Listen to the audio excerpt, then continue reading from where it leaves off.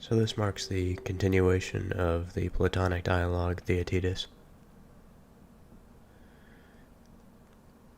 Up until this point, we have been discussing, or rather we have been engaged in the observation of the discussion between Socrates and Theaetetus. Theaetetus, a boy, an Athenian boy, that is the pupil of Theodorus, and Socrates, as it would seem, his new adoptive teacher for this conversation.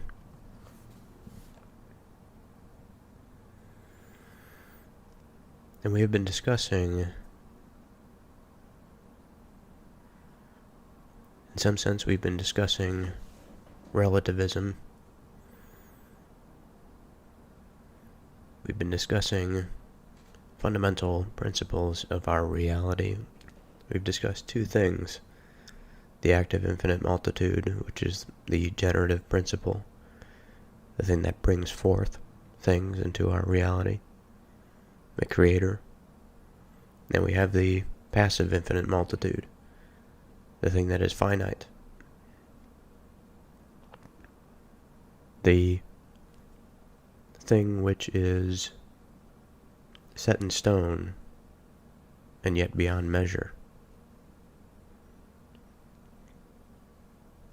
We've been discussing the nature of perception and the dangers therein.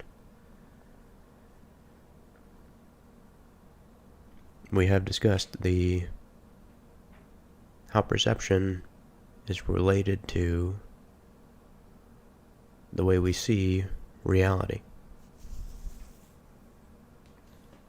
We have found ourselves moving away from the trap of subjectivism, that is, one's experience of reality is not only unique to them, but knowledge is perception, regardless of its variability between individuals.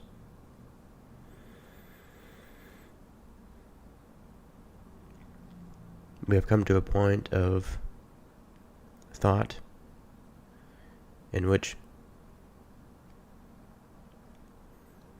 the substance of knowing, the truthfulness of our experience, lies within the relational aspect between objects. That the true thing is not the object for itself, nor is it the perceiver for itself, but again, it's the relation between the two. Now, this convergence onto the idea, the old idea that perception is knowledge, doesn't sit quite right with me. It doesn't sit quite right with Socrates. And Socrates says, rather tongue-in-cheek it would seem, that he would like to continue to explore what they've been talking about. Now, Theaetetus has prompted Socrates to walk down this path with him. Socrates, of course, giving this conversation much of its substance. And now we're at a point of asking, on the part of Socrates, perhaps that this newly born idea, we should test it. We should look at its aspects. We should check its integrity. And so Theodorus, the teacher of Theaetetus, says,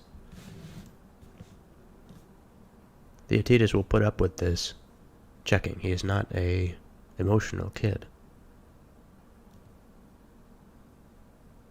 He is not at all one to lose his temper. But tell me, in heaven's name, in what way is it not as it should be, referring to the argument, Theaetetus' argument. Socrates says, "You are the complete lover of discussion, Theodorus, and it is too good of you to think that I am a sort of bag of arguments, and can easily pick one out which will show you that this theory is wrong. But you don't realize what's happening. The arguments never come from me. They always come from the person I am talking to. All that I know, such as it is how to take an argument from someone else, someone who is wise, and give it a fair reception. So now, I propose to try to get our answer out of Theaetetus, not to make my contribution of my own. Or rather, not to make any contribution of my own." Theodorus says, "That's a better way of putting it, Socrates. Do as you say."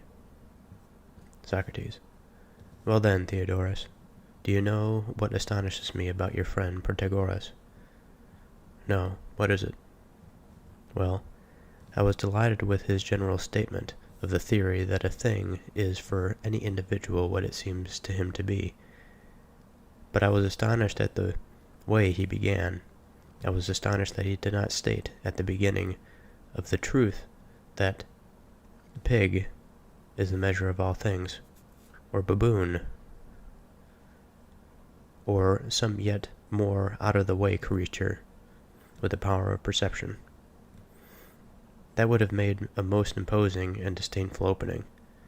It would have made it clear to us at once that, while we were standing astounded at his wisdom, as though he were a god, he was in reality no better authority than a tadpole, let alone any other man."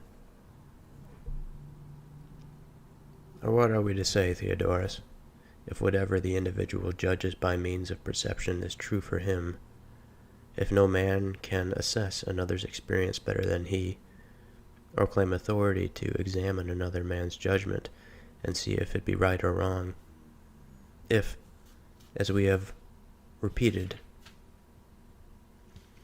said, only the individual himself can judge of his own world, and what he judges is always true and correct, how could it ever be, my friend, that Protagoras was a wise man, so wise as to think himself fit to be the teacher of other men, and worth large fees, while we, in comparison with him, the ignorant ones, needed to go and to sit at his feet? We who are ourselves each the measure of his own wisdom? Can we avoid the conclusion that Protagoras was just playing to the crowd when he said this? I say nothing about my own case, and my art of midwifery, and how silly we look. So too, I think, does the whole business of philosophical discussion. To examine and try to refute each other's appearances and judgments, when each person's are correct. This is surely an extremely tiresome piece of nonsense. If the truth of Protagoras is true, and not merely an oracle speaking in jest from the impenetrable sanctuary of the book. Theodorus says, "Protagoras was my friend, Socrates, as you have just remarked. I could not consent to have him refuted through my admissions. And yet, I should not be prepared to resist you against my own judgment. So take on Theaetetus again. He seems to be following you very sympathetically just now. Now, Theodorus, supposing you went to Sparta and were visiting the wrestling schools, would you think it right to sit and watch other men exercising naked, some of them not much to look at, and refuse to strip yourself alongside of them, and take your turn of letting people see what you look like? Theodorus says, why not? If I could persuade them to leave the choice to me. Similarly, I am hoping to persuade you to allow me to be a spectator and not drag me into the arena now, that I'm grown stiff, but to take on someone who is younger and more supple. Socrates says, well, Theodorus, what you like, I'll not dislike, as the saying goes, so we must again resort to our wise Theaetetus. Come, Theaetetus, think, to begin with, of what we have just been saying, and tell me if you are not yourself astonished at suddenly finding that you are the equal in wisdom of any man, or even a god. Or do you think that the Protagorean measure isn't meant to be applied to gods as much as to men? Theaetetus says, I most certainly don't. And to answer your question, yes, I'm very much astonished. When we were working out the meaning of the principle that a thing is for each man what it seems to him to be, it appeared to me a very sound one, but now, all in a minute, it is quite the other way around. Socrates says, yes, because you are young, dear lad, and so you lend a ready ear to mob oratory, and let it convince you, for Protagoras, or anyone speaking on his behalf, will answer like this. My good people, young and old, he will say, you sit here orating, you dragon gods, whose existence or non-existence I exclude from all discussion, written or spoken. Now there's a footnote here that says, this is a reference to a notorious declaration by Protagoras. Quote, concerning gods, I am unable to know whether they exist or do not exist, or what they are like in form, for there are many hindrances to knowledge, the obscurity of the subject, and the brevity of human life.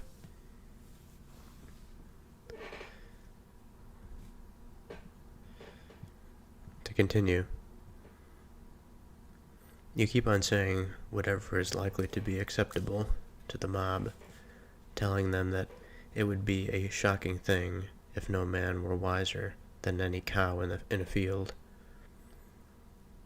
But of proof or necessity, not a word. You just rely on plausibility, though if Theodorus or any other geometer were to do that in his branch of science, it's a good-for-nothing geometer he would be. So you and Theodorus had better consider whether, in matters of such importance, you are going to accept arguments which are merely persuasive or plausible. Theaetetus says, you wouldn't say we had any business to do that, Socrates, and neither should we. Then it seems you and Theodorus say our criticism should take a different line. Yes, it certainly should. Socrates says, here, then, is another way in which we might consider whether knowledge and perception are the same or different things. For that is the question which our argument has held in view throughout, isn't it? And it was for its sake that we have unearthed all this extraordinary stuff. Theaetetus says, undoubtedly. Well now, are we going to agree that when we perceive things by seeing or hearing them, we always at the same time know them? Take, for example, the case of hearing people speaking a foreign language which we have not yet learned. Are we going to say that we do not hear the sound of their voices when they speak, or that we both hear it and know what they are saying? Again, supposing we do not know our letters, are we going to insist that we do not see them when we look at them? Or shall we maintain that if we see them, we know them? Theaetetus says, we shall say, Socrates, that we know just that in them which we see and hear. We both see and know the shape and the color of the letters, and with the spoken words we hear and know the rise and fall of the voice. But what schoolmasters and interpreters tell us about them, we don't perceive by seeing or hearing, and we don't know either. So it's an interesting distinction to make. For if we have this foreign language, a good example to use, it's readily available to all of us. I'm sure many of us hear it throughout our day. Someone speaking something foreign to us, or perhaps even somebody saying something in the distance that just quite isn't graspable. And yet we know somebody is saying something. We can hear them saying it, but we can't comprehend. And the point that Theaetetus here is saying that we can know certain things about the information that we are receiving. We can perceive the speech, we can see and we can perceive the letters. But the meaning that is put on top of the fundamental layer of perception is beyond us. This is something that we must unlock. We need a key from the teachers and the schoolmasters, interpreters, as he says, to be able to know this. For this is a different type of perceiving, or perhaps this is a different type of knowing. As Theaetetus says, but what schoolmasters and interpreters tell us about them, we don't perceive by seeing or hearing, and we don't know either.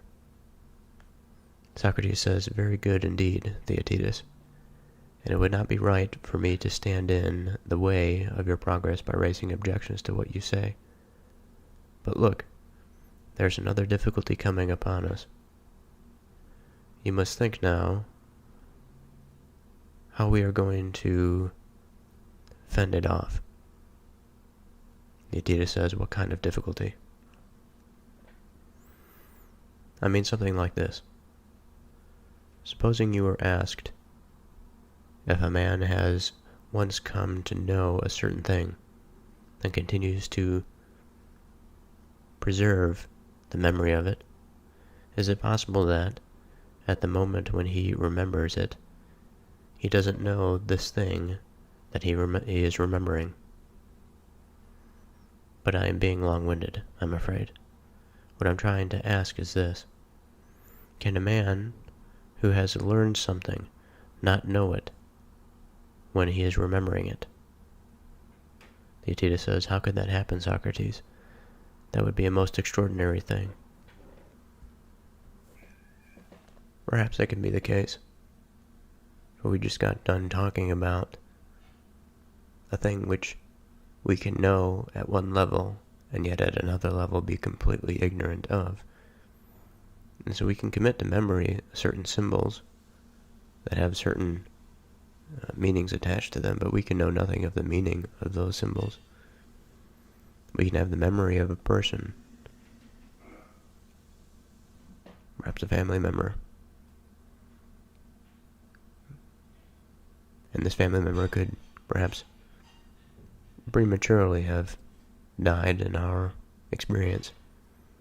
And although this family member was important to us, and we have memory of this person, it may be possible that we don't know this person. That level of knowing we have not yet quite reached. But if we are to express this memory to somebody with a deeper understanding, a higher level of knowing of this person, perhaps they can feed us insights, they can tell us things about this memory that we had no idea. Just like the schoolmaster contains the key, the grammatical key, and the linguistic Rosetta Stone to make sense of what the symbols mean.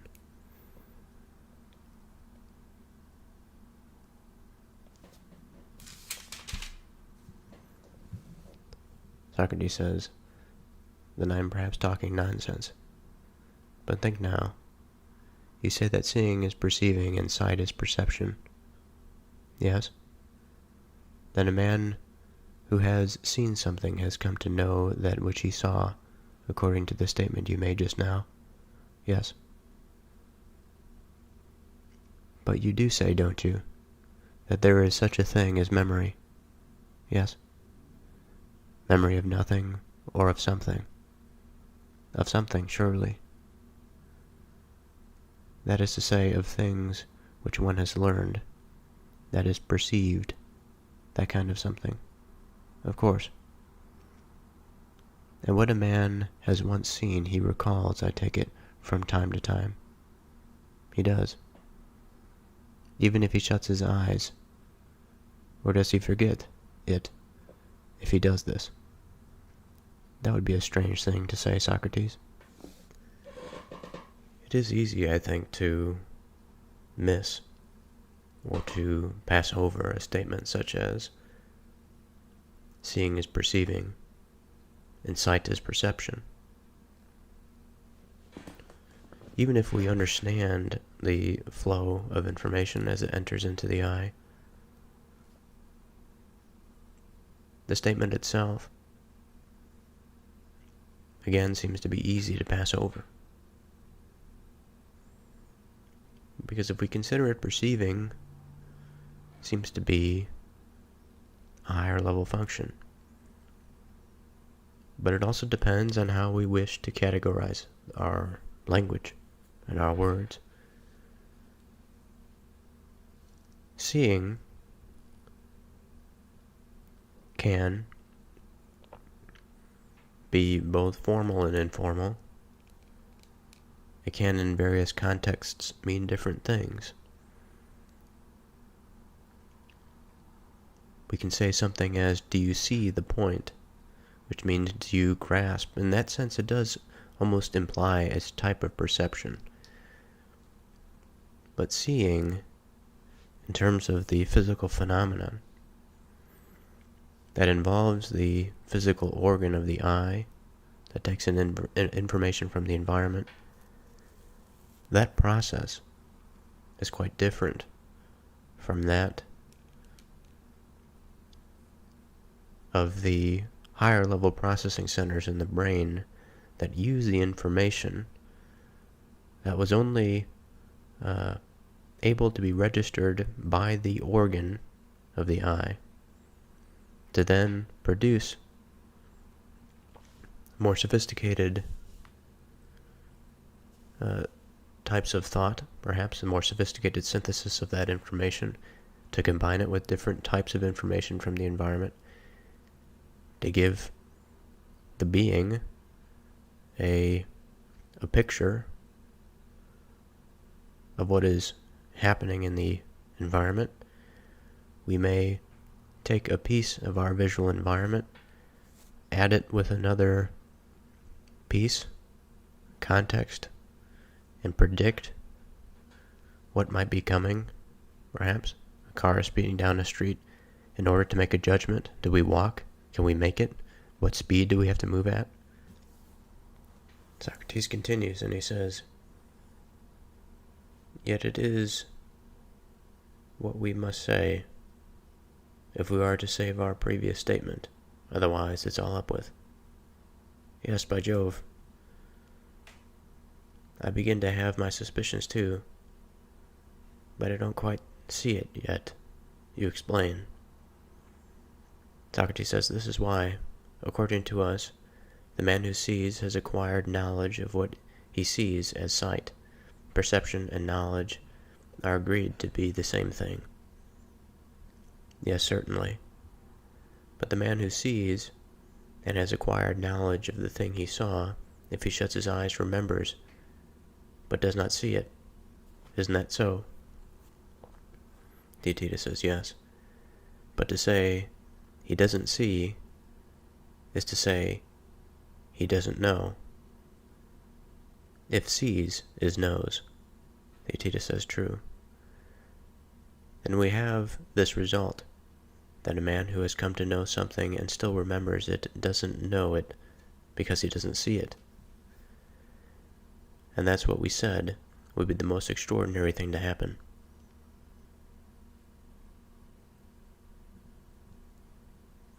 Theaetetus says that's perfectly true. That apparently we get an impossible result when knowledge and perception are identified. Theaetetus says it looks like it.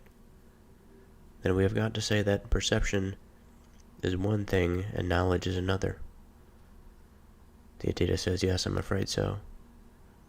Then what is knowledge? We shall have to begin again at the beginning, it seems.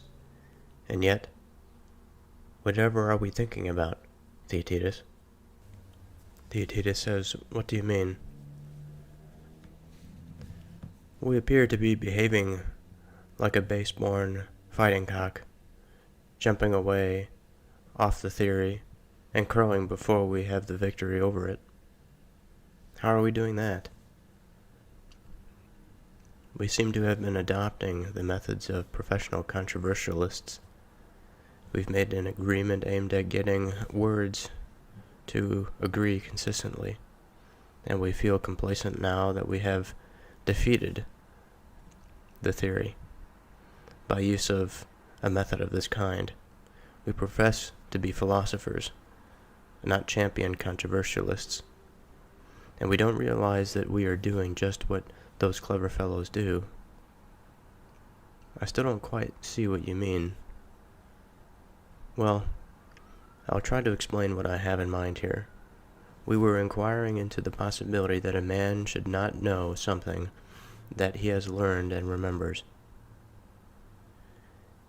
And we showed that a man who has seen something and then shuts his eyes remembers, but does not see it. And that showed that he does not know the thing at the very time that he remembers it.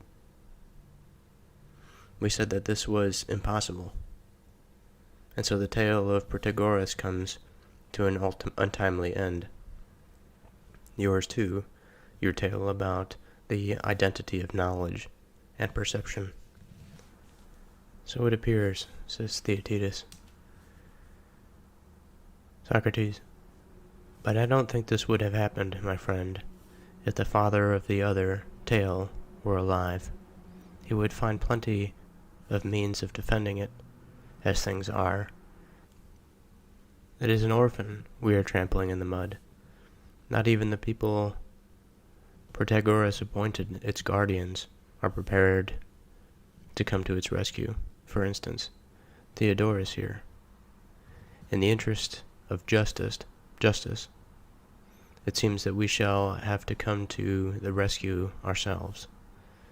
Theodorus, I think you must. It is not I, you know, Socrates, but Callias, the son of Hipponicus, who is the guardian of Protagoras' relics. As it happened, I very soon inclined away from abstract discussion to geometry. But I shall be very grateful if you can rescue the orphan. Socrates says, good, Theodorus. Now will you give your mind to this rescue work of mine, what little I can do? Because one might be driven into making even more alarming admissions than we have just made, if one paid as little attention to the words in which we express our assertions and denials as we are, for the most part, accustomed to doing. Shall I tell you how this might happen, or shall I tell Theaetetus? Theodorus says, tell us both, Socrates, but the younger had better answer. It will not be so undignified for him to get tripped up. Socrates says, well, then, here is the most alarming poser of all. It goes something like this, I think. Is it possible for man who knows something not to know this thing which he knows? Theodorus says, what are we going to answer now, Theaetetus? Theaetetus says, that is impossible, I should think. Socrates says, but it is not. If you are going to premise that seeing is knowing, for what you are going to do when some intrepid fellow has you trapped in the well shaft, as they say, with a question that leaves you no way out. Clapping his hand over one of your eyes, he asks you whether you see his cloak with the eye that is covered. How will you cope with that? Theaetetus says, I shall say I don't see it with this one, but I do with the other. Socrates says, so you both see and do not see the same thing at the same time. Theaetetus says, well, yes, in that sort of way I do. Socrates says, that's not the question I'm setting you. He will say, I was not asking you in what way it happened. I was asking you, does it happen that you don't know what you know? You now appear to be seeing what you don't see, and you have actually admitted that seeing is knowing, and not to see is not to know. I leave you to draw your conclusion. Well, I draw a conclusion that contradicts my original suppositions. Socrates says, and that is the kind of thing that might have happened to you more than once, you wonderful fellow. It might have happened if someone had gone on asking you whether it was possible to know something clearly and sometimes dimly, or to know near at hand and not from a distance, or to know the same thing both intensely and slightly. And there are a million other questions with which one of the mercenary skirmishers of debate might ambush you, once you had proposed that knowledge and perception are the same thing. He would lay into hearing and smelling and other perceptions of that kind, and would keep on refuting you, and not let you go until you had been struck with wonder at his wisdom. That answered to many prayers, and had got yourself thoroughly tied up by him. Then when he had you tamed and bound, he would set you free for a ransom, whatever price seemed appropriate for the two of you. But perhaps you'll ask, what argument would Protagoras himself bring to the help of his offspring? Shall we try to state it? Theaetetus says, yes, surely. Socrates says, well, he will say all the things that we are saying in our attempt to defend him. And then, I imagine, he will come to grips with us, and in no respectful spirit either.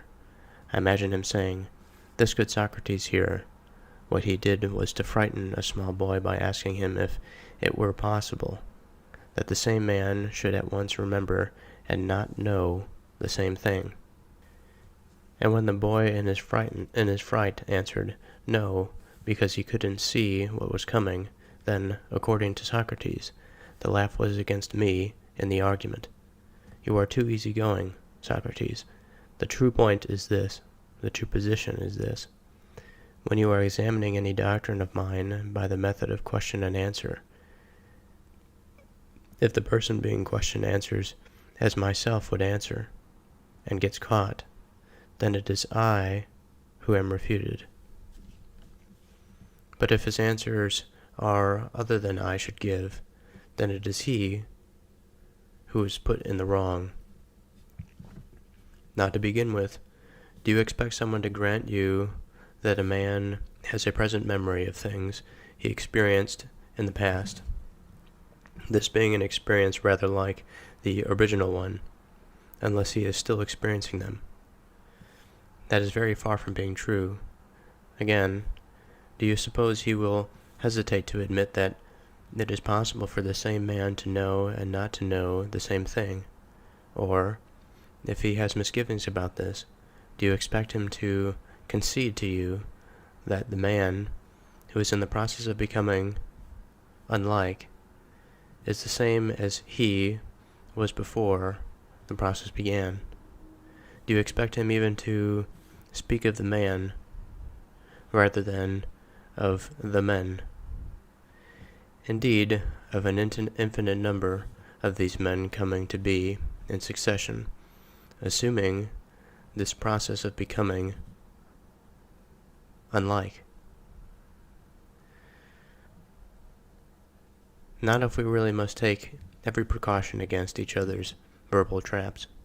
Show a little more spirit, my good man, he will say, and attack my actual statement itself, and refute it, if you can, by showing that each man's perceptions are not his own private events, or that even they are his own private events.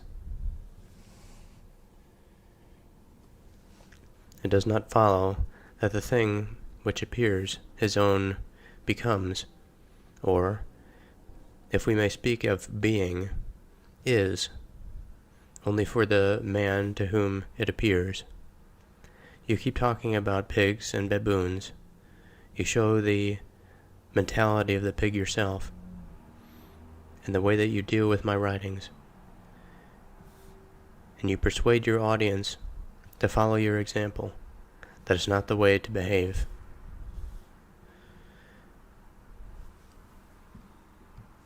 So let's interpret what is being said here before we move on with our hypothetical reproach by Protagoras. Now remember, Protagoras at this point is deceased. Now we are carrying on the conversation as if we are imagining his rebuttal.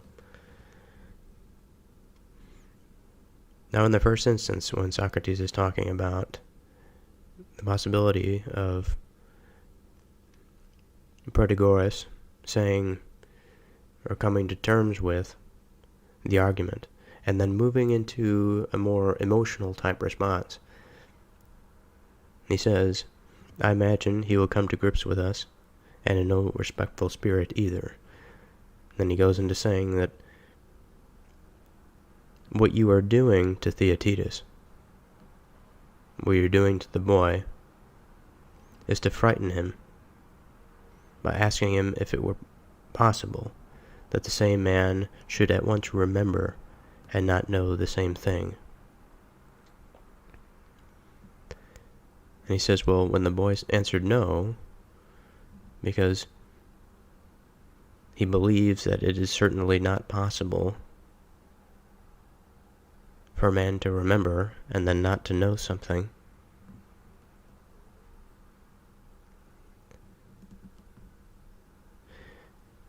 then in this case, you, Socrates, would laugh against me in my argument, for you would think that the child's answer would be from my own mouth, let's say. And of course, this is not a really solid argument. He's not arguing for his point. This is a sophist's argument. He's arguing for, again, the around the point to win the argument.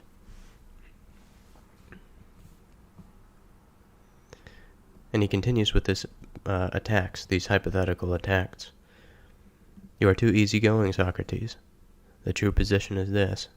When you are examining any doctrine of mine by the method of question and answer, if the person being questioned answers as I myself should answer and gets caught, then it is I who am refuted. But if his answers are other than I should give, then it is he who is put in the wrong. I think it's worth a little pause here before we get too deep into this, because this oratory on the part of Socrates is going to last for a little while, and it's difficult to interject with any commentary because we need to flesh out what Socrates believes Protagoras would be saying. We're also in between a few different things here. We have our faith in our previous discussion. It is wavering because we had come to the conclusion that the opinion of the statement by Theaetetus that knowing is perception isn't completely true. Moreover from that, again, to read the quote from the previous, or a few pages ago,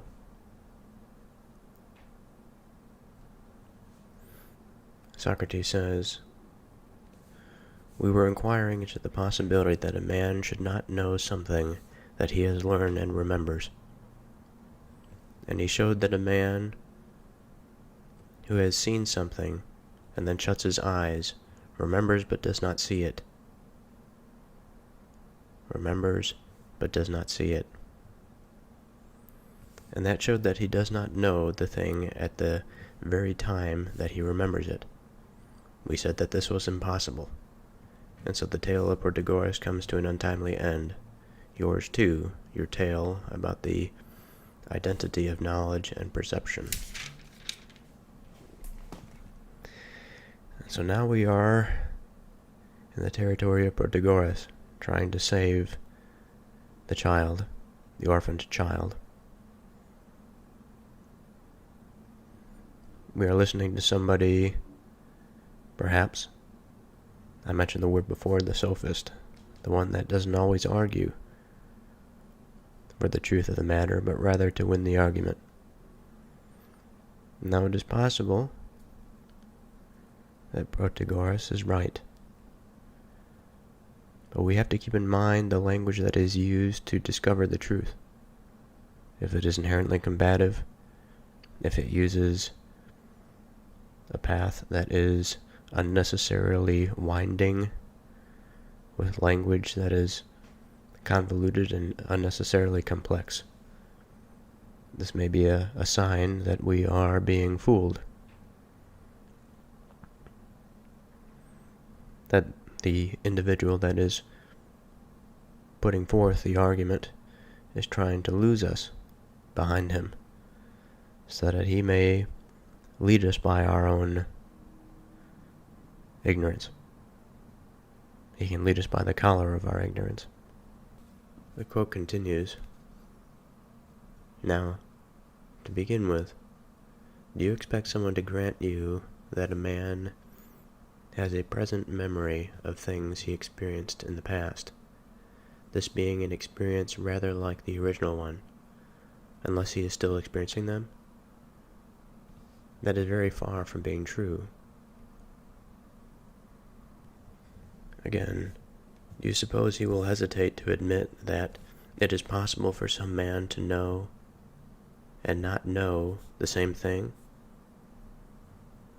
Or, if he has misgivings about this, do you expect him to concede to you that the man who is in the process of becoming unlike is the same as he was before the process began? Do you expect him even to speak of the man rather than of the men? Indeed, of an infinite number of these men coming to be in succession, assuming this process of becoming unlike? Not if we really must take every precaution against each other's verbal traps. Show a little more spirit, my good man, he will say, and attack my actual statement itself and refute it. If you can, by showing that each man's perceptions are not his own private events, or that, if they are his own private events, it does not follow that the thing which appears becomes, or, if we may speak of being, is, only for the man to whom it appears. You keep talking about pigs and baboons. You show the mentality of a pig yourself in the way you deal with my writings, and you persuade your audience to follow your example. That is not the way to behave. I take my stand on the truth being as I have written it. Each one of us is the measure both of what is and of what is not. But there are countless differences between men for just this very reason, that different things both are and appear to be different subjects. I certainly do not deny the existence of both wisdom and wise men. Far from it. But the man whom I call wise is the man who can change the appearances. The man who in any case, where bad things both appear and are for one of us, works a change and makes good things appear and be for him. So to pause here, I think again, within this conceptualization of Protagoras, I think, again, we're dealing with this problem of relativism. We're dealing with the problem of subjectivism. We're dealing with the idea here of Protagoras hypothetically saying that the measure of a man, I'll just read what it says. Each one of us is the measure both of what is and of what is not. Okay, so what does that statement mean? We've seen the statement, each one of us is the measure of what is, before, which means that our experience, as it pertains to us, the subject, is truthful and meaningful. The individual is the measure of what is. And by extension, I would say that the individual experience is the measure of what is. Now, of course, this is sticky territory because I think we know Plato's opinion about this here from previous dialogues, that he believes that perceptions, the senses of the body, can be misleading. And so there is the possibility of a false perception, that the measure of what is in some sense independent of individual experience. However, individual experiences are what we have. In some sense, they are all we have. Now, we can manipulate our experiences, we can manipulate the way that we choose to see the world, and we can have an experience that is more in line to the nature of the physical world. And I think in that way, we can be more sure that what we are saying, that what we are proposing is true.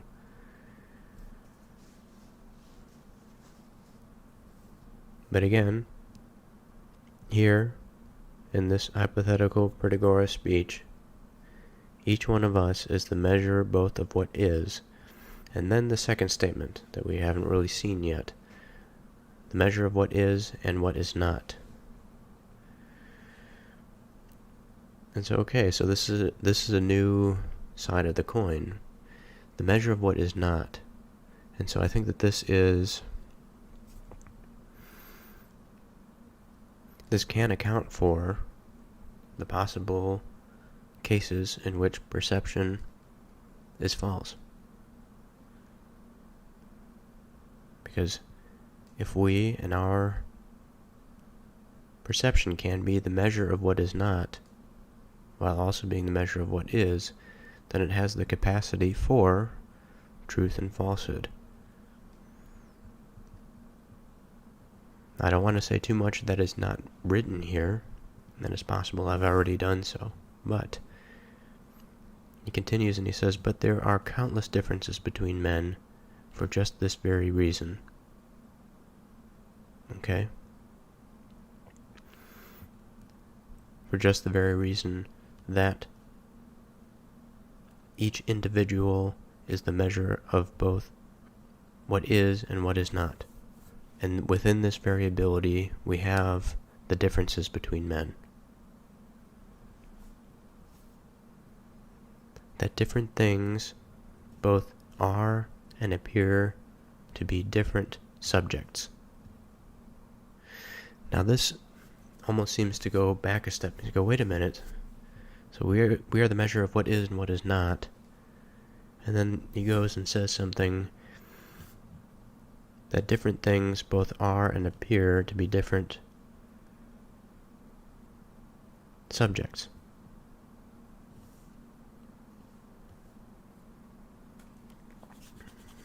So one sort of has to scratch their head at this. And what does it mean for these different things to appear to be different subjects? I think this is the problem of relevancy. This is the problem of relativism, perhaps. Not so much relevancy. Relevancy certainly can scoot in here, but if I am going to perceive an object, I picked up a coin here. If I'm going to look at it on one face, and my eyes see the head face of the coin, and I ask somebody in front of me to say, to report to me what this object appears to be to them, and they will say that they see an eagle. They see the tail face of the coin. Now, most of us, I think, would say, in our modern-day understanding of things, that although the coin appears to be different to us, it is altogether the same subject. Now, this is a basic example, and perhaps Protagoras would agree with this. And there are more sophisticated things, perhaps more ambiguous circumstances, for which one's experience makes it more difficult to determine the reality of the situation. And in those situations, there may be an increased fluidity of sense-making. And there may be, among subjects, some variability.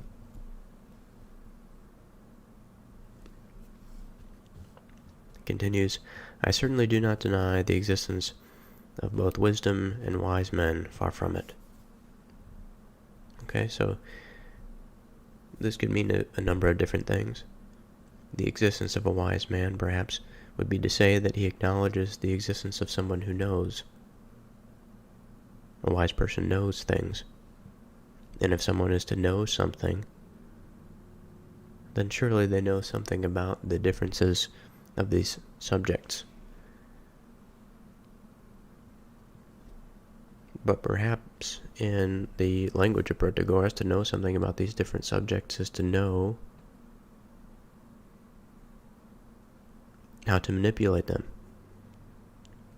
And I believe that's sort of what he says. To manipulate them and to make them appear as they ought to appear to the individual. Perhaps not as they are. But the man whom I call wise is the man who can change the appearances. Just that. That is the key. To change the appearances. And how can a man change the appearances if he is not in control over the appearance of the object? The man who is in any case where bad things both appear and are for one of us works a change and makes good things appear and be for him. Now again, we get into the matter of levels here. Because a bad thing, again, could be relative. And certainly there are ways of seeing things, the ways of interpreting things, that can change our point of view. There's an expression about putting on the rose-colored glasses. Whereas before one puts on the rose-colored glasses, they see the world in this sort of dull, melancholic state. They put on the rose-colored glasses and everything is all right. It's not necessarily that the objects have changed, but it's about the framework that has changed, the lens through which one views things.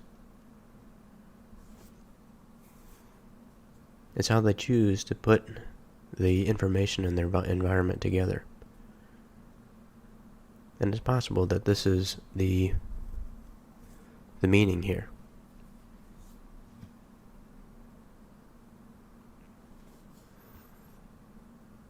He continues and he says, "And I must beg you, this time, not to confine your attack to the letter of my doctrine.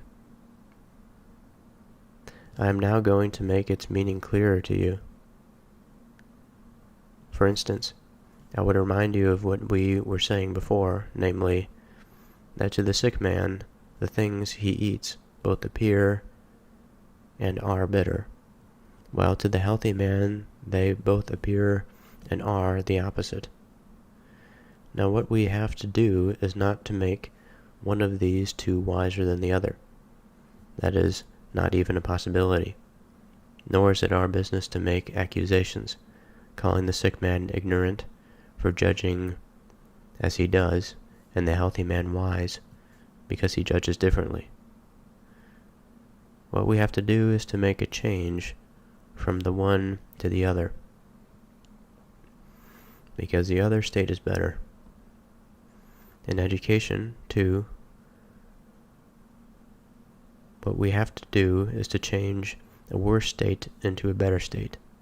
Only whereas the doctor brings about change by the use of drugs, the professional teacher, or there's a footnote here that says literally the sophist, the professional sophist, does it by use of words.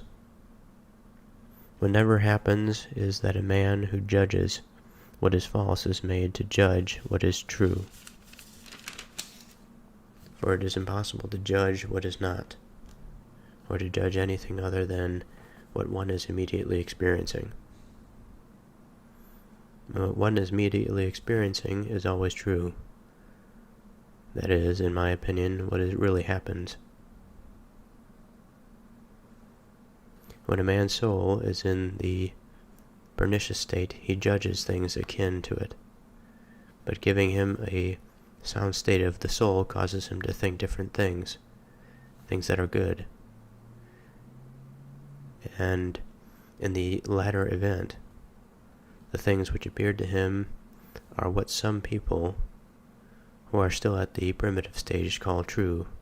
My position, however, is that one kind are better than others, but in no way truer. Okay, let's take another pause and let's go through that. So the sense is starting to return. We don't have to agree with it, but at least it's starting to make sense. Now at the beginning of this paragraph, there's an interesting statement. He says, "And I must beg you this time not to confine your attacks to the letter of my doctrine," seeming to suggest, don't take the narrow, literal approach. That is to take the things that you have read and to limit yourself to that in its totality. It suggests that there is more to offer here.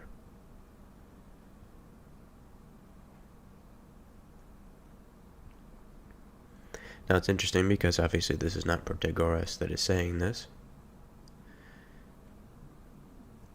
So we have to imagine that this is Socrates' idea of what Protagoras would be saying. Perhaps there's a meaning between the lines here. That is, Protagoras may have argued in this way in the past.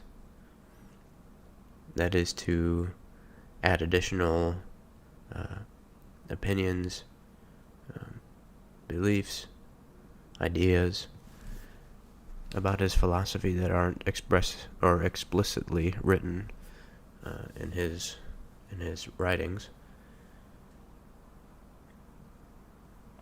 It could also be seen as sort of a diversion tactic. to divert the mind from the facts of the matter. He continues and he says, I remind you of what we were saying before, namely, that to the sick man the things he eats both appear and are bitter, while to the healthy man they appear and are the opposite. Now what we have to do is not to make one of these two wiser than the other. That is not even a possibility. Nor is it our business to make accusations, calling the sick man ignorant for judging as he does, and the healthy man wise because he judges differently. So we are back to perception. We are back to the seeming paradox that we've fallen into about the reality that's in front of us and our ability to perceive it through our various organs. The question, of course, is, well, what happens in the case when it's not consistent among men? Then what? Protagoras, or hypothetical Protagoras here, says that it's not our place to judge the one or the other. These are both of their experiences. He says, what we have to do is to make a change from one to the other, because the other state is better. Now what might that mean? Make a change from the one to the other, because the other state is better. Does he seem to imply that the healthy man, or the change to the way that the healthy man perceives, is better? Or perhaps, since the two states offer nothing but inconsistency and confusion, there's no central line for which we can draw on, perhaps it means that there's something elevated. The change is moving from a state of undecidedness and difference to that of something better, which would be of unity. That's not quite clear at this point. He says in education, too, what we have to do is to change a worse state into a better state. Okay, well, what does that mean? Change from a worse state into a better state. I can imagine all day long what a worse state and what a better state might be. The journey that we are on is a journey of truth. Certainly a better state would be something that is true, a perception that matches reality. But again, the argument is, well, they experience it in this way. This is how they experience reality. And yet the experience between men is different.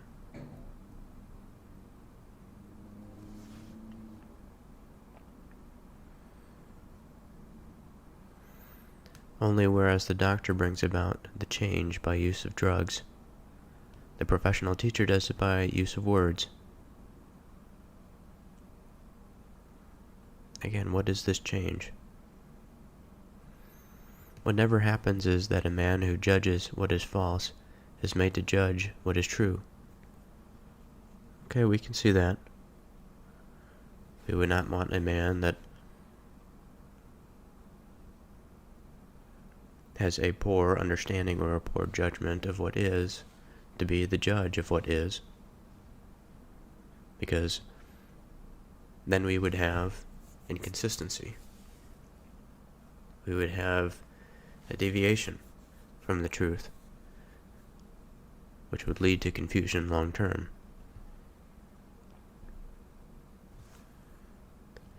He says, for it is impossible to judge what is not, or to judge anything other than what one is immediately experiencing.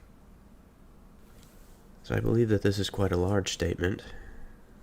Again, for it is impossible to judge what is not, or to judge anything other than what one is immediately experiencing. So let's start with the first. For it is impossible to judge what is not. So let's start with, what does it mean to judge? We can say that to judge something means to form an opinion, or to make an assessment, or to reach a conclusion about something that is based on evidence, it's based on information, personal evaluation perhaps. We go through this process of evaluating and analyzing. We make a determination about the value, the quality, the characteristics of a person or of an object or situation, an action.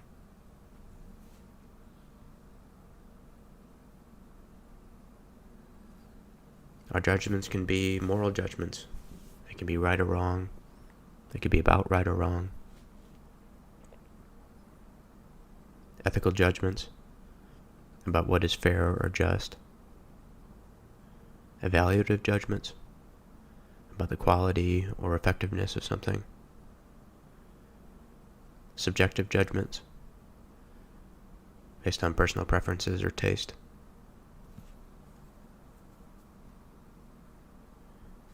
And you have to wonder how much of the Greek here is lost in translation.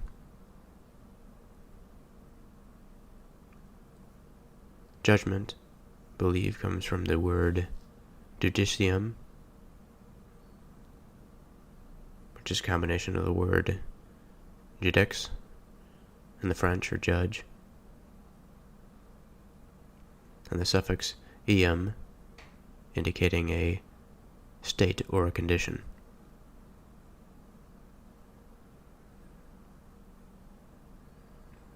In our judge prefix, this is related to law or justice, which doesn't really help us too much. Law, certainly it helps us. And dico, which is to declare.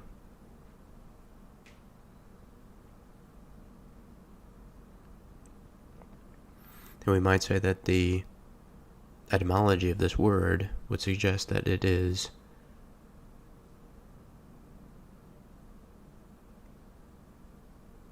a declaring or pronunciation of a decision in accordance with law or justice. This is judgment.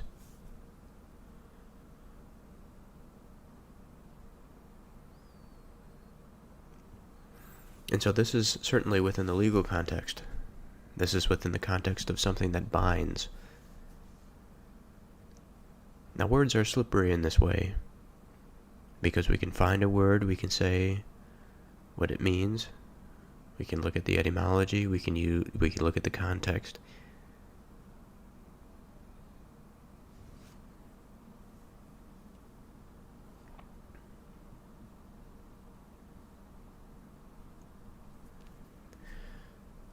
But what we can say, what we have to come to rest on, is something. So to judge is to come to a conclusion. Let's say this. To come to some conclusion about something. And perhaps we can even use the legal. We can use law in terms of its nature, its binding force. Although we're not talking about government here. But I think at a certain level, to judge something or to come to a conclusion on something is to come to a resting point or to grasp something that is fundamental, that one believes is the force that connects two things together. And I say force. That word is a placeholder. When we judge, we determine the way that things are, the way they appear to us. But again, it could be evaluative, it could be based on a process,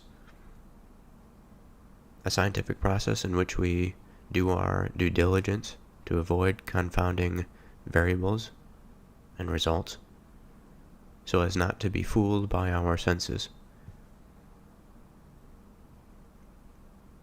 All fine and well. But at some point, again, we have to land this plane if we are going to make a judgment, if we are going to come to an opinion. So for it is impossible to judge what is not. And so what can we say of this sense of what is not? It's impossible to come to a conclusion.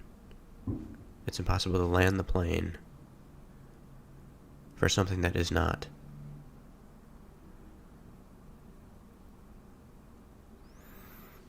And so we just got done saying that a judgment sort of connects two things together.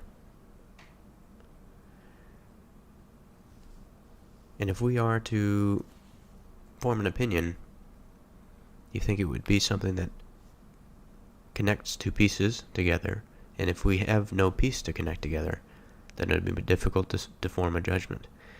But the thing about language is that the without or withoutness, just like the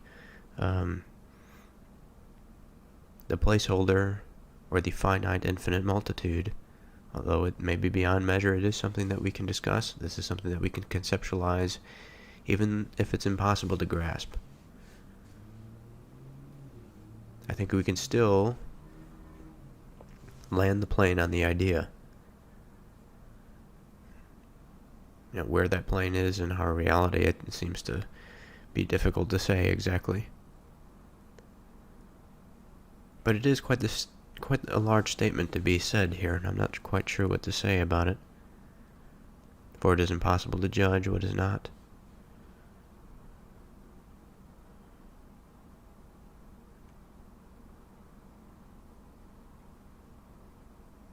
Again, what is this not? This nothingness? Now, when I mentioned the finite infinite multitude, of course this is not something that is not. And yet I did come to a judgment there, and I said that of the thing that is, of all that is finite, and yet still of all perspectives, that is beyond my comprehension, I know that that is more so than I know that it is not. And certainly I've made a judgment there about what is not. Or perhaps I've made a judgment about what is, and thereby deluding myself into thinking that my judgment about what is therefore a judgment about what is not. Perhaps that's semantics. Does it really matter? I will say, if that there is nothing that comes of this discussion or this argument other than the question of does it really matter, then I would wonder and I would hesitate as to the nature of the argument itself. If it's actually putting us on a path that is towards something that's beneficial for us. Now, the second half of that statement is, or to judge anything other than what one is immediately experiencing. Now, certainly I can land a plane on something that I'm not immediately experiencing. Certainly I have memories. I've lived through things that are not happening at this moment. They exist in the past. They exist in my mind.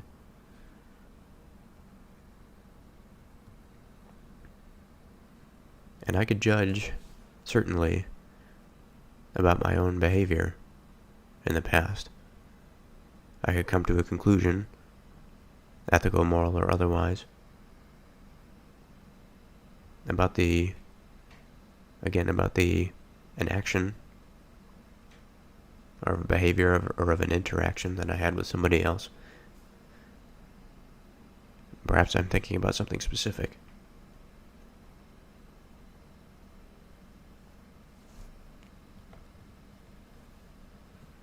Again, for it is impossible to judge what is not, or to judge something other than what one is immediately experiencing, and what one is immediately experiencing is always true.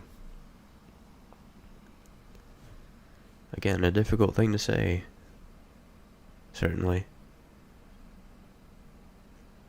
Because what can we say of our perception of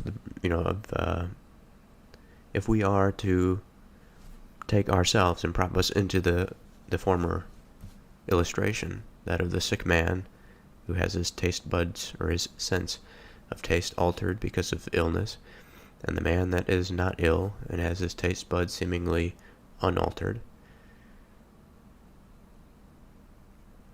What about this difference? If it indeed was the case that a man, the infection perhaps was so severe that it damaged the nerves such that he experienced taste differently from henceforth, what does that mean? What does it mean about the colorblind? Certainly they deviate from the traditional sight. Does that mean that their sight is wrong? Certainly they can interpret reality as they do. It would make communication difficult. But can it be the case that our senses have evolved just like our language to be as much of a convention as it is at its fundament a property of physical nature? That is to say that our speech, certainly, it obeys laws. The sound cannot travel through my vocal cords into the microphone and into the ears of whoever might be listening without following these laws. And yet, the language that we use, although following these laws, seems to also follow laws that are built on top of it for our own purposes. And the law is not as fundamental as the physical law. We've just finished a dialogue that discussed the etymology of words, and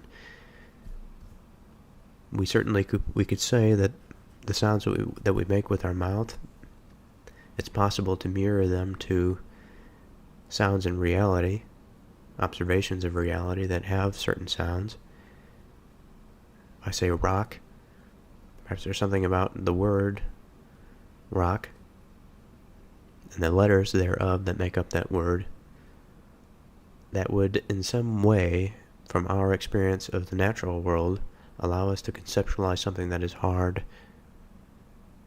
that is commonly seen like a rock. But again, this gets into the problem of perspective. There are so many different perspectives, there are so many different ways to look at something, that at the end of a lot of it, ultimately, the majority of our communal sense-making comes in through convention and agreement. Now, our senses, I think, are a rung lower, meaning they're a rung more fundamental. That they are shared. I mean, there are languages that differ between peoples. It's not so much the case that senses are the things that vary so much between peoples. Although among people, among the population of people, there is variability within that population. And insomuch as there is variability in that population, I think there is a parallel to be had about the more conventional types of rules that are established upon the more fundamental ones. The sort of layered cake of the human experience of reality. So why even bother with all of this? So what if there is this stratified cake of human experience? What does it ultimately mean? Well, there are two things. I think there are two paths that we have to walk here. I think one path is, what does this layered cake mean for humanity and our experience of the world. And then second is the matter at hand here, which is Plato's hypothetical about Protagoras. And if we are to take his hypothetical, again, and what one is immediately experiencing is always true, and this, in my opinion, is what really happens when a man's soul is in a pernicious state. He judges things akin to it, but giving him a sound state of the soul causes him to think different things. Things that are good. In the latter event, the things which appear to him are what some people, who are still at a primitive stage, call true. Again, this is the layers here, the layers of the cake. And this seems to be stratified among many different aspects of our existence. It's like a reverberation that whatever pond we choose to jump into, whatever category that we choose to use as an illustration, whatever analogy we grab onto, as we jump into it, we find a stratified thing. Sort of rungs that are connected together.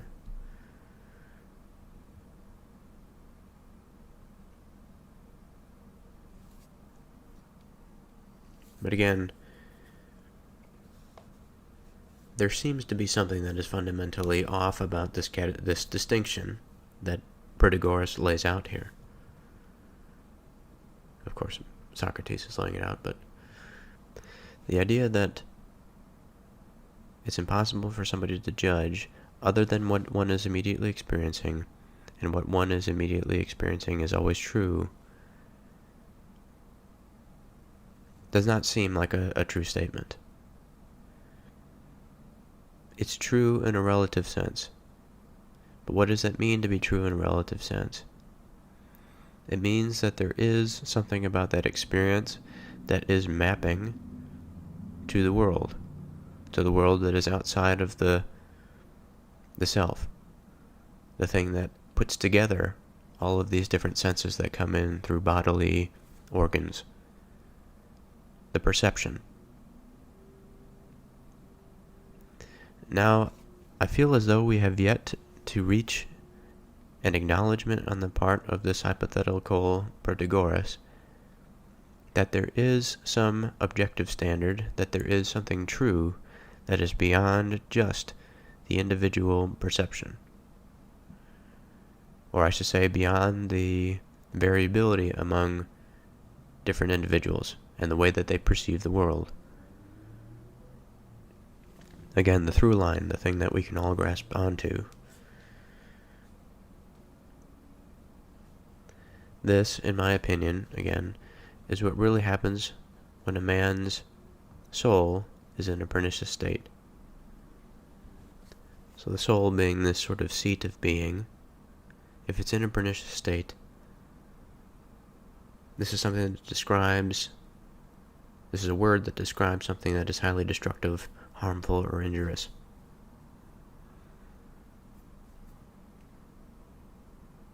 There's some harmful impact here.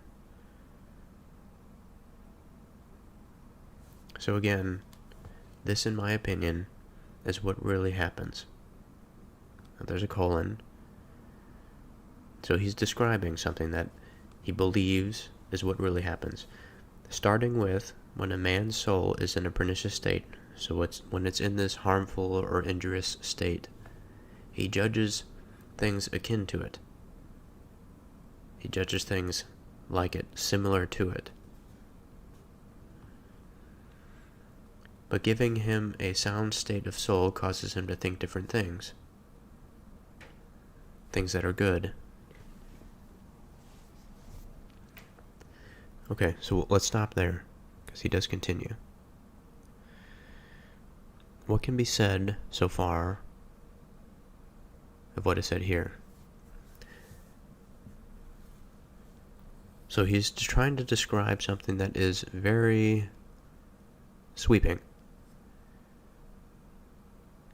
Again, we have to remember that before, on the previous page, he says, I certainly do not deny the existence of both wisdom and wise men, far from it. But the man whom I call wise is the man who can change the appearances. The man who in any case, where bad things both appear and are for one of us, works a change and makes good things appear to be before him. And so it's within this making a change, the way of seeing, that's of concern here. But perhaps the problem is, again, it's between the lines, because we have this predicament between immediate experience and a more complex understanding of perception or integrated experience.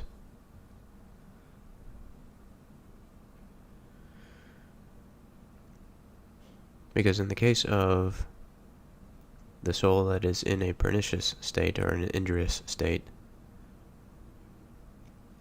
I suppose we can talk about a specific example, a specific event. We can also talk about something that is much broader in terms of a time scale, that it's a multitude of events that have led to a particular state of perniciousness.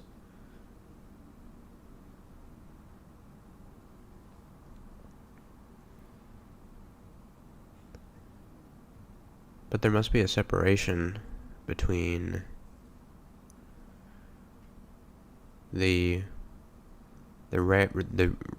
fundamental reality of the world and putting together enough of the pieces of the fundamental reality that then we can use semantically, like language on top of more fundamental physical law, that then creates an environment that's richer, that supports the body of language, or that supports the existence of the soul.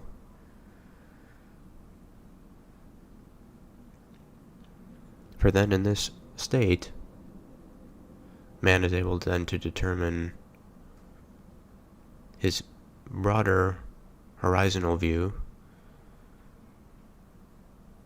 And so when he says that he values the one that can change appearances, it's not changing the fundamental appearance of reality, or the fundamental senses that allow us to perceive what is true in reality, but rather the organization of the individual senses in a way that allows the appearances to change.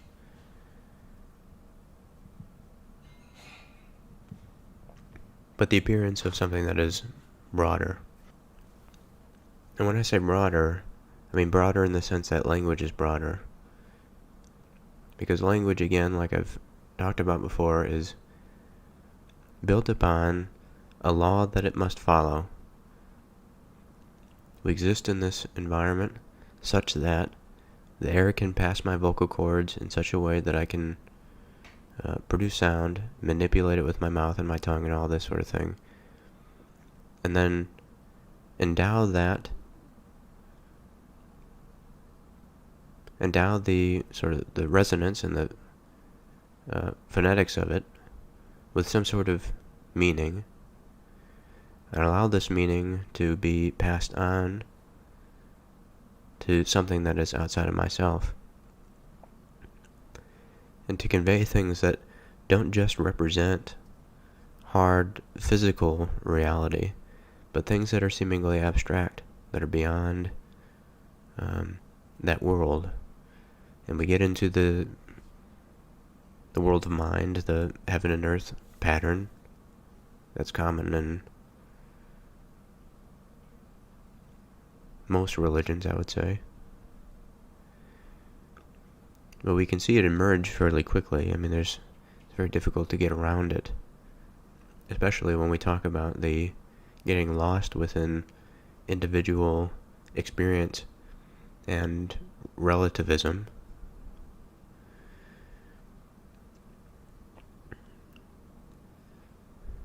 Certainly there's a tendency today to talk about truth in terms of the objective physical truth, then a tendency to avoid experience, tendency to avoid mind. But the layer of the cake, that is the layer of mind, is the framework, or rather it's the surface area, it's the area in which we live. There's no way around it. At a certain point there is no outside. It is the passive infinite multitude. There may be an active principle that adds an understanding that is generative, that gives us a greater and broader understanding of what the reality and the material world and the world of mind, what it truly is. But we are also faced with the reality of our situation, that we are human beings and that we are within the finite multitude. So again, this, in my opinion, is really what happens. When a man's soul is in a pernicious state, he judges things akin to it. But giving him a sound state of the soul causes him to think different things that are good. In the latter event, the things which appear to him are what some people, who are still at a primitive stage, call true. My position, however, is that the one kind are better than the others, but in no way truer.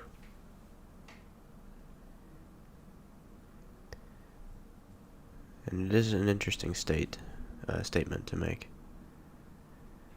to say that the good is not truer than that which is away from it. It could be the categorization of the good, perhaps.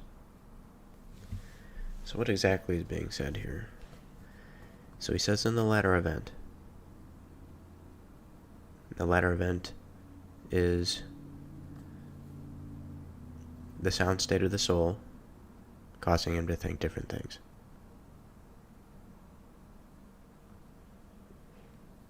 Different things that are good.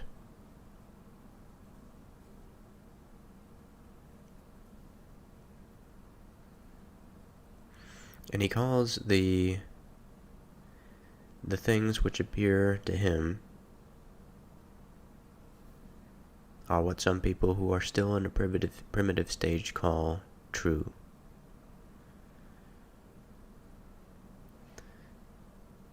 And so you have to wonder why he suggests that those in the primitive stage call those that find themselves in a sound state of soul,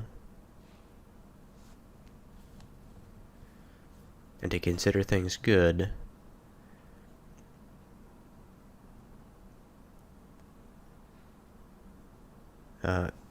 he considers these to be in the primitive stage.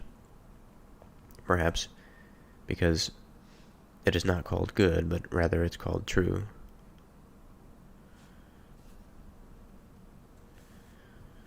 He says, my position, however, is that the one kind are better than the others. So perhaps we could say that the good are better, but then he says in no way are truer.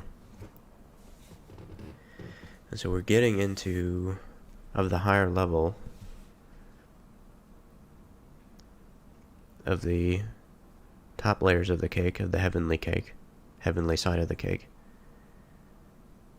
that there is no truer, but only better.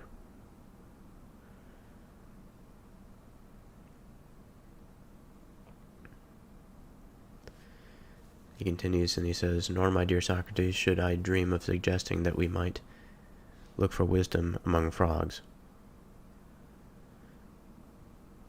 I look for wisdom as regards animal bodies and doctors, as regards plant life and gardeners. For I am quite prepared to maintain that gardeners too, when they find a plant sickly, proceed by causing it to have good and healthy, that is, true perceptions, instead of bad ones. Similarly, The wise and efficient politician is the man who makes wholesome things seem just to a city instead of pernicious ones. Whatever in any city is regarded as just and admirable is just and admirable in that city, and for so long as that convention maintains itself. But the wise man replaces each pernicious convention by a wholesome one, making this both be and seem just. Similarly, the professional teacher who is able to educate his pupils on these lines is a wise man, and is worth his large fees to them. Now, certainly there's a bit of irony in some of this language.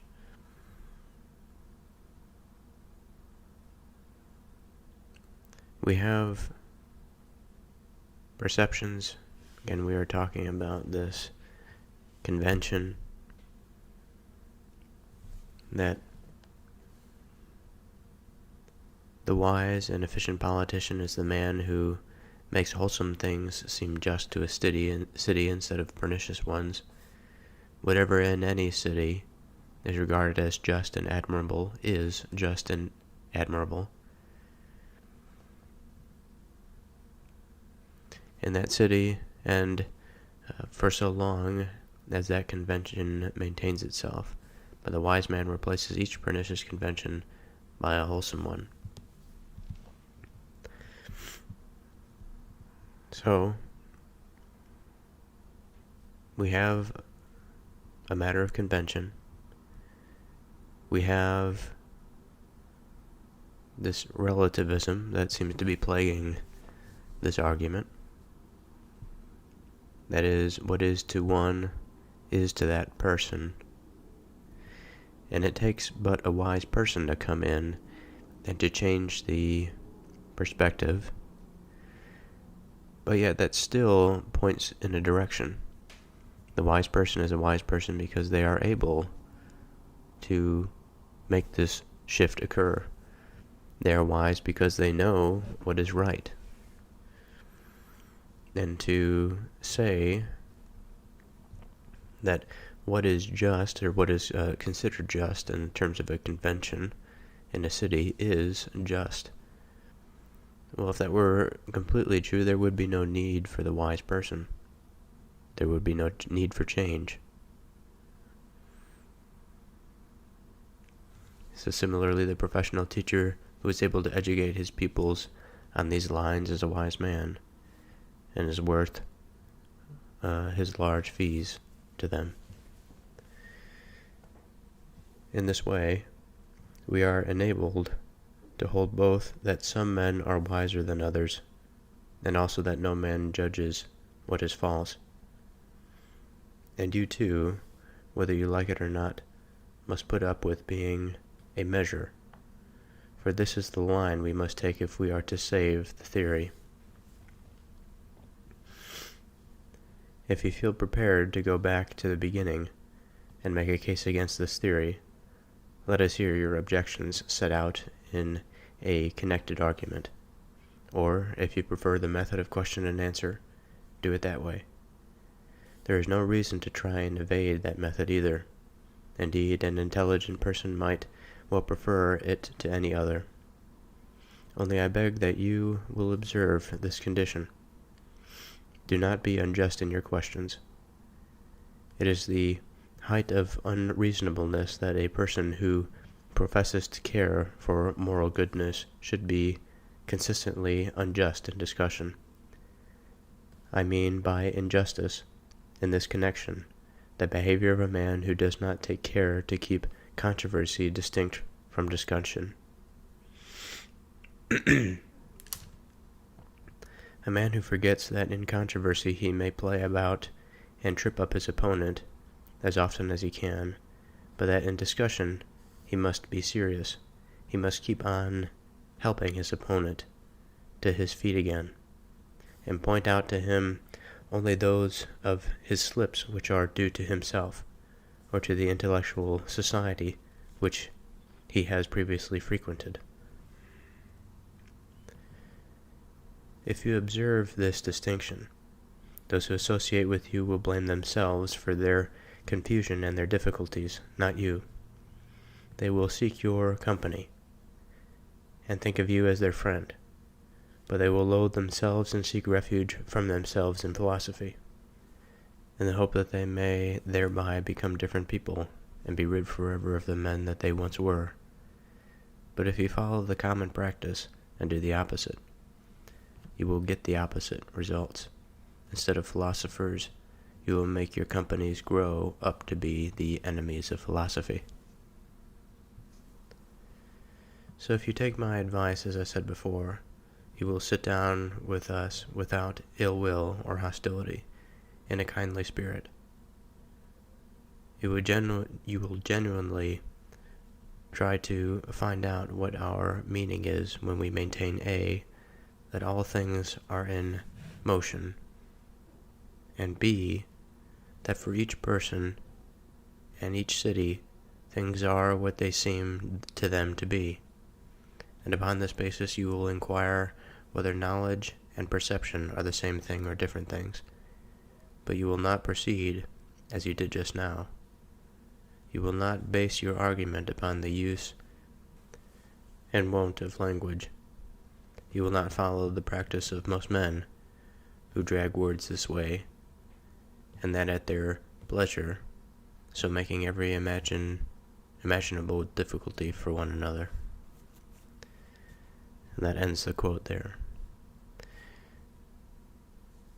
Well, Theodorus, here's my contribution to the rescue of your friend, the best I can do, with my resources. And little enough, that is. If he were alive himself, he would have come to the rescue of his offspring in a grander style. Theodorus says, "That must be a joke, Socrates." It was a very spirited rescue. So again, what could be said of what we have finished off here, of Socrates' spirited rescue of Protagoras? Now keep in mind, again, what we just read, that we are considering, and we are looking at Socrates is attempting to defend the points that all things are in motion. And number 2, that for each person and each city, things are what they seem to them to be. But again, it is difficult to get around the fact that even in the opinion of Protagoras, your hypothetical Protagoras, even in the case of this absolute relativism, that each thing is for a man his own truth, I guess you could say, and thereby, in this view, his own truth is true to him, and so thereby making it so that he knows what he knows, another man knows what another man knows, but at no point is one man wiser than another. And yet the distinction between men here comes in the form not of what's true, but of what is better, perhaps what is preferable. And this is how you get the man to lead the city to justice. It's a rather strange way to make an argument. It seems as though the argument itself doesn't stand up to the fact of the matter, and it requires the creative use of language in order to substitute what is true for better. And that just because we have difficulty completing one loop of our continual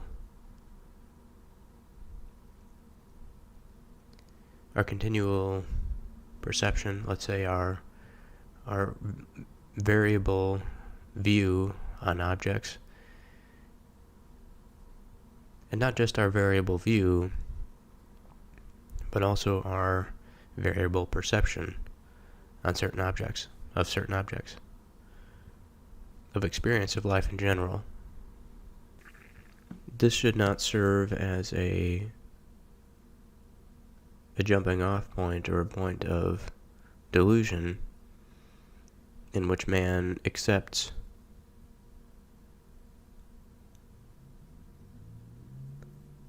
another man's experience as being totally true when he himself knows that his own experience is but a slice of the reality that is before him. Perfection may exist within the mind of man, but the perfection of man is well beyond his capacity. It's beyond his being.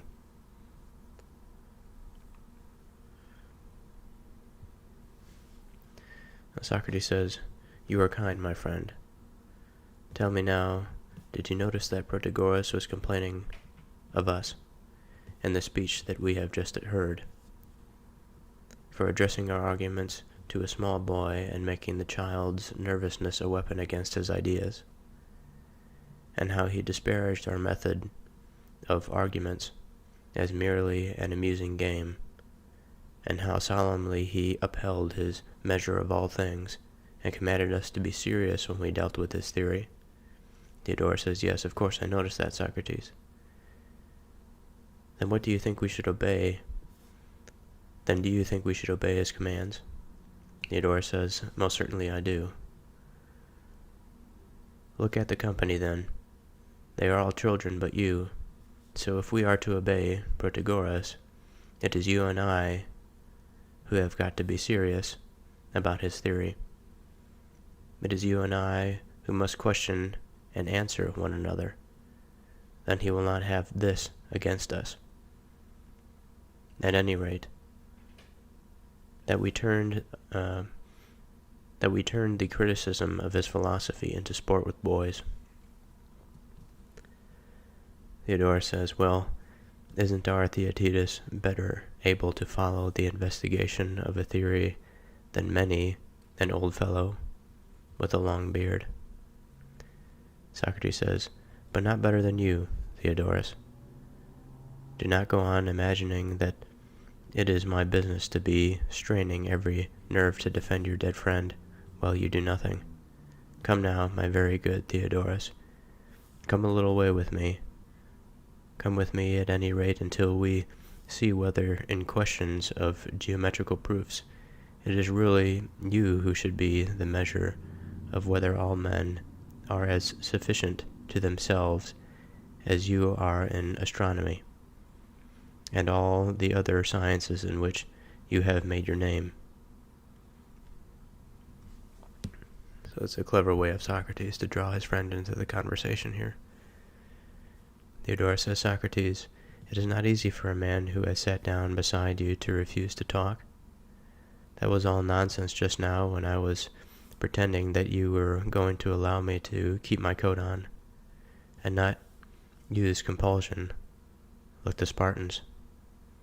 So far from that, you seem to me to have leanings towards the methods of Sciron.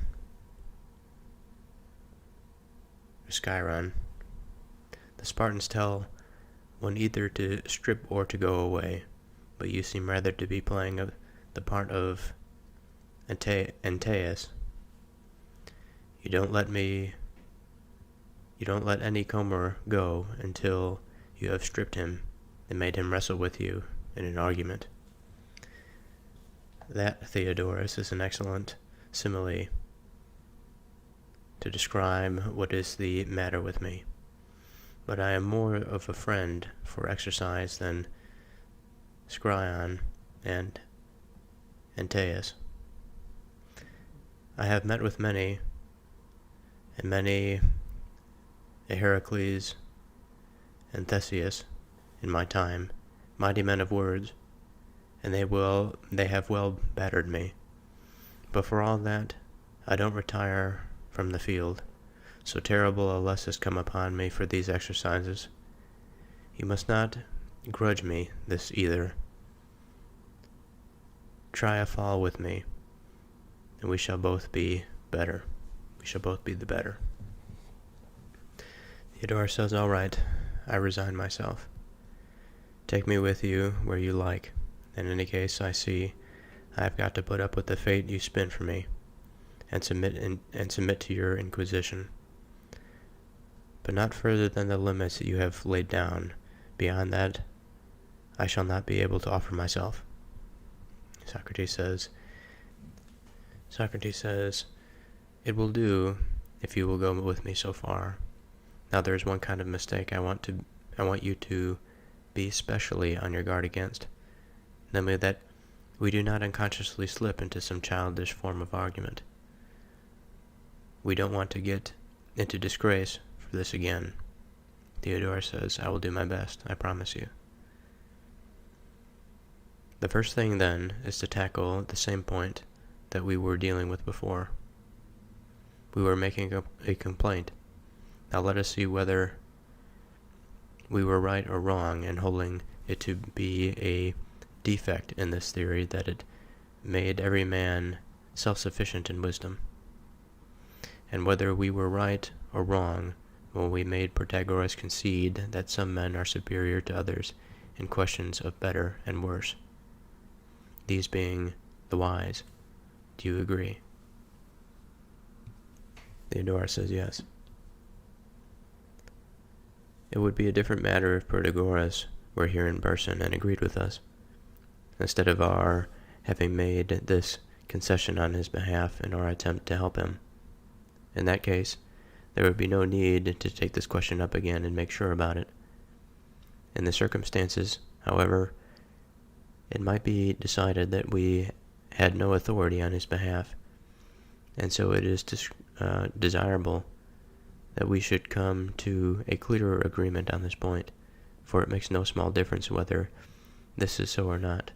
Theodorus says true. Then don't let us obtain this concession through anybody else. Let us take the shortest way and appeal to his own statement. Theodorus says, how? Socrates says, in this way.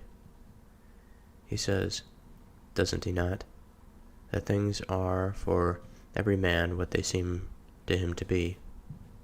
Theodorus says, yes, that is what he says. Socrates, well then, Protagoras, we too are expressing the judgments of a man, I might say of all men, when we say that there is no one in the world who doesn't believe that in some matters he is wiser than other men, while in other matters they are wiser than he. In emergencies, if at no other time, you see this belief.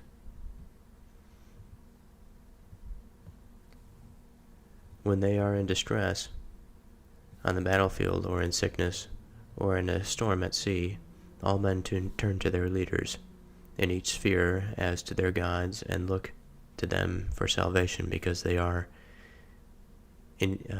superior in precisely this one thing, knowledge.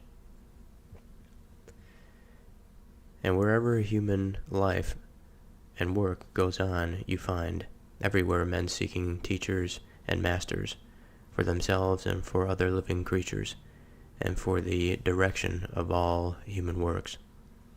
You find also men who believe that they are able to teach and to take the lead. In all these cases, what else can we say but that men do believe in the existence of both wisdom and ignorance among themselves?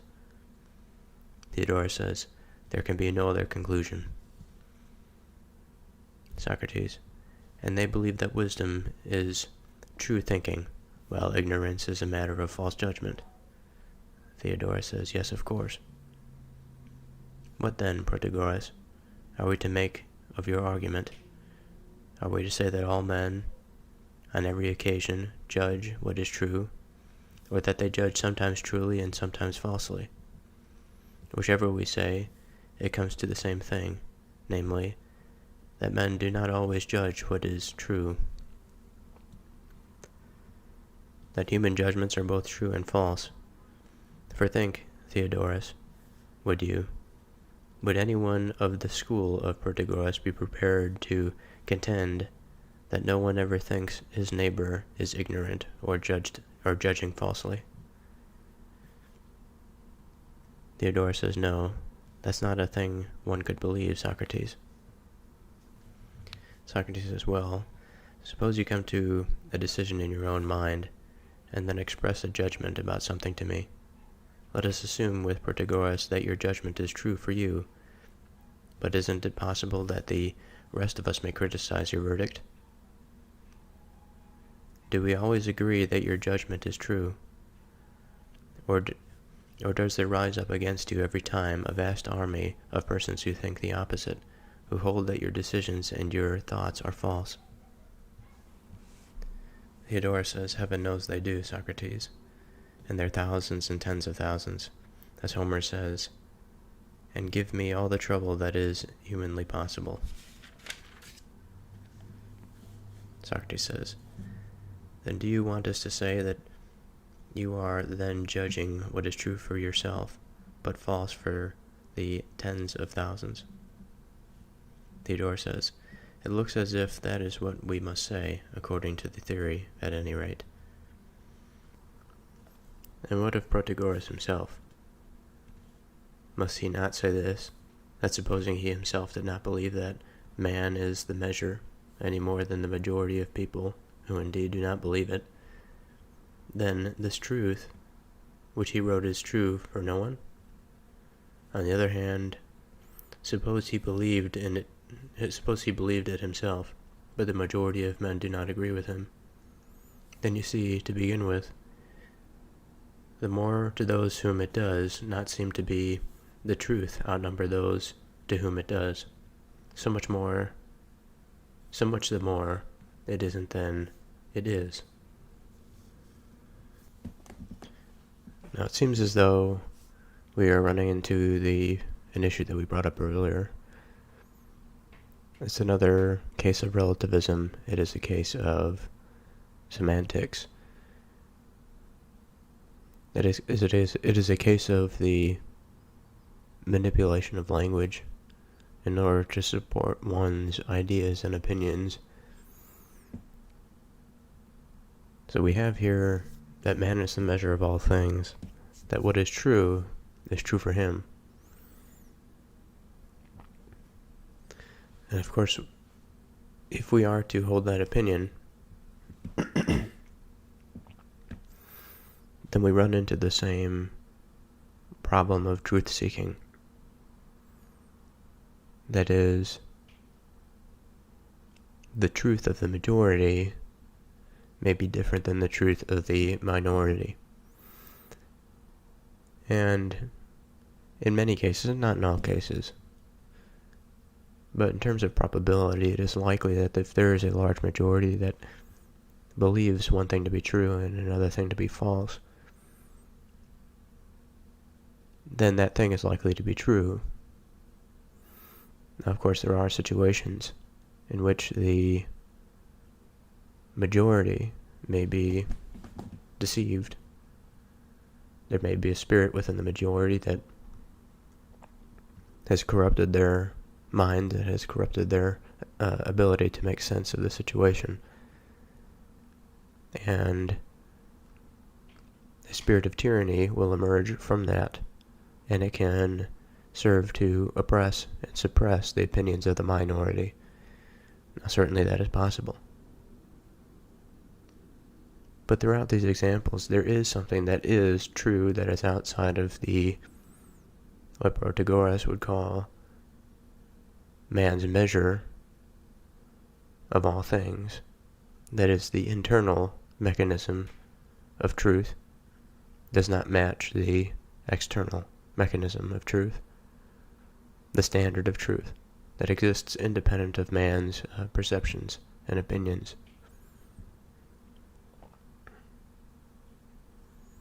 Now Theodorus says that must be so if it is going to be or not be according to the individual judgment. Socrates says, secondly, it has this most exquisite feature. Protagoras admits, I presume, that the contrary opinion about his own opinions namely, that it is false, must be true, seeing he agrees that all men judge what is. Undoubtedly. And in conceding the truth of the opinion to those who think him wrong, he is really admitting the falsity of his own opinion? Yes, inevitably. But for their part, the others do not admit that they are wrong? No. But Protagoras again admits this judgment to be true, according to his written doctrine. So it appears. It will be disputed then by everyone, beginning with Protagoras, or rather, it will be admitted by him when he grants to the person who contradicts him that he judges truly. When he does that, even Protagoras himself will be granting that neither a dog nor the man in the street is a measure of anything at all, which he has not learned. Isn't that so? Theodorus says it is so. Then since it is disputed by everyone, the truth of Protagoras is not true for anyone at all, not even for himself. Now let's ask ourselves, why would it be the case that when Protagoras admits, or when he grants to the person who contradicts him, or who says that Protagoras' opinions are false, why is it the case then that Protagoras himself will be then granting that neither a dog nor a man in the street is the measure of anything at all which he has not learned? Well, there's a clear answer there, because he's admitting that if he is wrong, then his opinion that man is the measure of things is incorrect, because if the individual measure is incorrect, despite all of his grand opinions about relativism and about the difficulty of the multiplicity with perception and the differences that may arise from our sense perception that differ between individuals, and thereby the interpretation of those sense perceptions may be different among individuals. Regardless of all of this, if he admits in one case that he is not the true judge of something and that somebody else has judged something truthfully, then it is indeed the case that Protagoras does not know what this other person claims to know, for he is conceding and submitting the ground to the other argument. Now it's possible that the other person hasn't learned anything, and that he still may be true. He may just gather an opinion, again without the proper due diligence and information. Or he may find the information independent of himself and come to a conclusion that is true.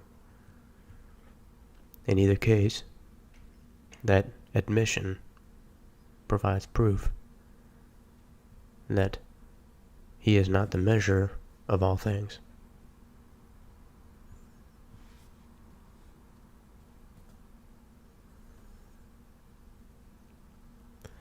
Socrates says, then, since it is disputed by everyone, the truth of Protagoras is not true for anyone at all, not even for himself.